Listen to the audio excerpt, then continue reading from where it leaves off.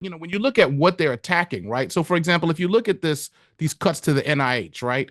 This is not like some kind of austerity where they're doing this because they want to help taxpayers. This is ideological, right? They want to replace public science with corporate science, right? And they want to defund fields that they can't control, right? Especially ones that address systemic health disparities, things like the social determinants of health, reproductive research, things like gun violence, climate health, mental health. I mean, look at these cuts that happened yesterday when I think like Cornell and Northwestern are not verifying everything. They're still trying to figure out what's going on in these cuts that happen. But you just look at it and go, some of the stuff that's being cut is cancer research, right? I mean that like they receive stop work orders to stop cancer research. So when we say these cuts kill, it's serious. It's not hyperbole.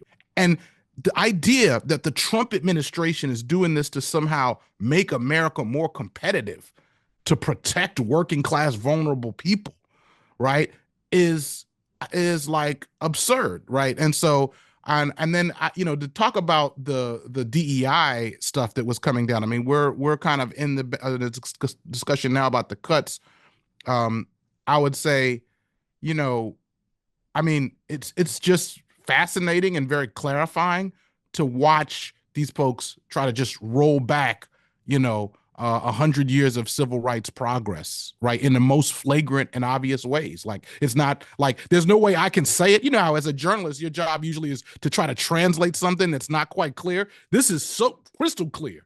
People see it. They see what you're not allowed to talk about. They see who's getting fired, and then the final thing I'll say is that when it comes to the issue of, sort of the free right to protest, I mean, students who stood up on the issue of Palestine, I mean, I've been in meetings with colleagues who are talking about students and colleagues hiding in their apartment. People are being advised by their lawyers to hide in their apartment because they're not sure what's going to happen if they come out. If there's, every time, on the street, I'm at NYU, but anytime like those ICE vehicles or certain kinds of police vehicles pull up, there's like you just see a wave of terror go across the company because they're snatching people off the street.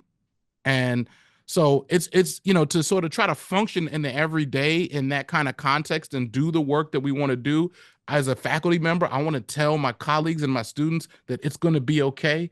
But the only way that we can actually make it okay is to really organize. And that's kind of it's good because we are organizing, but it's horrifying.